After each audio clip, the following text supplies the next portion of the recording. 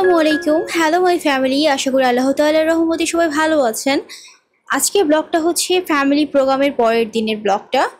মানে টুকিটাকি যতটুকু করতে পেরেছি ভিডিও সেগুলোই শেয়ার করছি।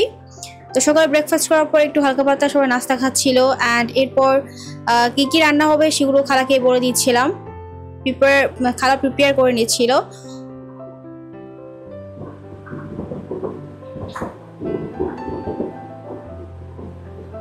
তো আজকে রান্না হবে ইলিশ মাছ, দেন চিংড়ি মাছ, মানে আরো কি কি রান্না হবে সেগুলো খালাকে বলে দিচ্ছিলাম অ্যান্ড দেখিয়ে দিচ্ছিলাম কতটুকু পিস করতে হবে বা কিভাবে কি করতে হবে।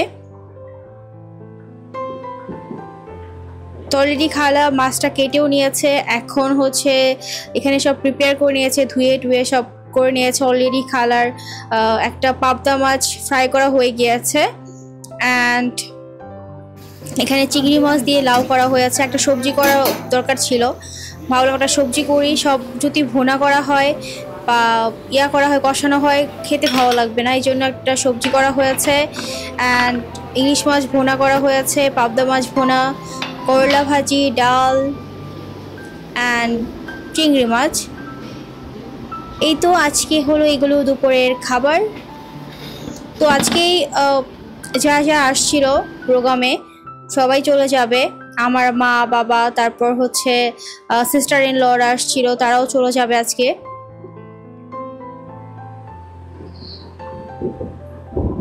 অনেকগুলো মাছ থাকে, আর আমি এই ইলিশ মাছটা খুবই ভয়ে ভয়ে খাচ্ছিলাম।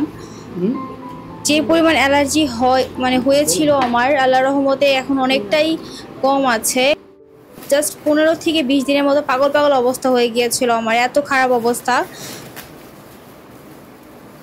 তো যাই হোক, গেস্ট সবাই চলে যাওয়ার পর এই ফুটেজটা আবার তার পরের দিনের, মানে পরের দিন আমরা কী কী করেছি টুকিটাকি সেটা, মানে গেস্ট কোনো প্রোগ্রাম হোক বা দাওয়াত হোক, যেটাই হোক না কেন, মেহমান চলে যাওয়ার পর অনেক কিছু এক্সট্রা থেকে যায় খাবার, যতই কমিয়ে কমিয়ে রান্না করা হোক না কেন। এতই তো হিসাব করে রান্না করা হয় না, তো কিছু না কিছু থেকেই যায়। আর সবাই আব্বু মিষ্টি নিয়ে আসছিল, সেই সাথে আমার সিস্টার ইন ল আনছিল মিষ্টি। তো সেগুলো এতগুলো ফ্রিজে স্টোর করে না রেখে খালাকে তো একবার দেওয়া হয়েছেই, দেন আজকে হলো আবার দেওয়া হচ্ছে। আর এখানে কিছু ডিম ছিল, কোয়েল পাখি, আমরা তো কতদিন কোয়েল পাখি পেলেছি, ভেবেছিলাম ডিম খাবো, কিন্তু পরে দেখা যাচ্ছে যে কেউ খাচ্ছে না।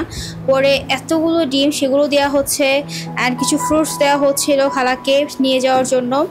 আর বাকি যে মিষ্টিগুলো আছে সেগুলো আমি একটা বক্সে করে এখন রেখে দেব। কতগুলো তো খাওয়া হয়ে গিয়েছে, অ্যান্ড যেগুলো বাকি আছে এক্সট্রা ওগুলো আমি একটা বক্সে করে রেখে দিচ্ছি। কারণ নর্মালি তো বেশি দিন থাকবে না, যেহেতু দুধ দিয়ে বানানো হয়েছে অনেকগুলো মিষ্টি, নর্মালি রাখলে আর নষ্ট হবে। আর ডিপ ফ্রিজে মিষ্টিগুলো স্টোর করলে অনেক দিন পর্যন্ত ভালো থাকে। সেটা নর্মাল করার জন্য জাস্ট আপনি বের করে নর্মাল ফ্রিজে রেখে দিতে পারেন একদিন আগে, পরের দিন খাওয়ার জন্য, অথবা আপনি ডিপ ফ্রিজ থেকে বের করে 1-2 ঘন্টার মতো রাখতে পারেন, একদমই নর্মাল হয়ে যাবে। অ্যান্ড টেস্টও কোনো খারাপও হয় না, খুব সুন্দর হয়। আর এদিকে খালা রান্নাবান্না কমপ্লিট করে ঘরটর ক্লিন করে এখন হচ্ছে আমরা কাটতে বসেছে, আর আমি এদিকে সব গোছাচ্ছি টেবিলের।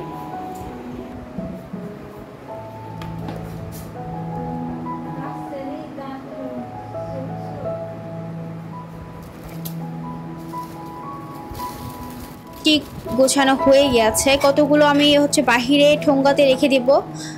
তো লিঙ্কন হচ্ছে ঠোঙ্গা থেকে মিষ্টি খেতে পছন্দ করে, এরকম বক্স থেকে খেতে একদম পছন্দ করে না। তো ওর জন্য হচ্ছে ঠোঙ্গাতে রেখে দেবো কয়েকটা করে 2-3 পিস করে, আর বাকিগুলো হচ্ছে ডিপ ফ্রিজে আমি স্টোর করে রাখবো। তো মাকে আসার সময় বলে দিয়েছিলাম কিছু ছোলা ভেজে আনতে, তো মুড়ি ভেজে নিয়ে আসছে। মুড়ি বলতে ওই যেগুলো চাল থেকে করা হয়, কীভাবে প্রসেস করে আমি জানি না, তো এটা করে নিয়ে আসছে, আর ছোলা নিয়ে আসছে। তো লিঙ্কন ওইগুলো খুবই লাইক করে, সেই সাথে আমিও।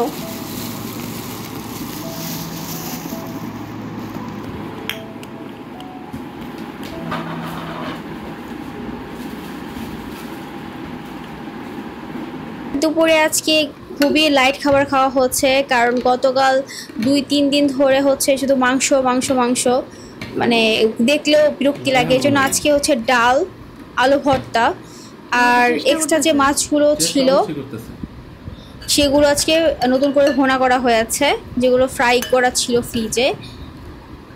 এগুলো দিয়েই সিম্পল খাবার টাবার দিয়ে আজকে দুপুরের খাবারটা শেষ করব। বেসিক্যালি আজকে সবার ফোকাস হচ্ছে আলু ভর্তা আর ডাল। এটাই মনে হচ্ছে আজকে শান্তির খাবার, এতদিন এই মাছ মাংস খেয়ে। তো যাই হোক, এই হলো আজকে আমার সম্পূর্ণ ব্লগ। থ্যাংকস ফর ওয়াচিং, ভিডিওটি দেখার জন্য। বাই বাই, টেক কেয়ার, আল্লাহ হাফেজ।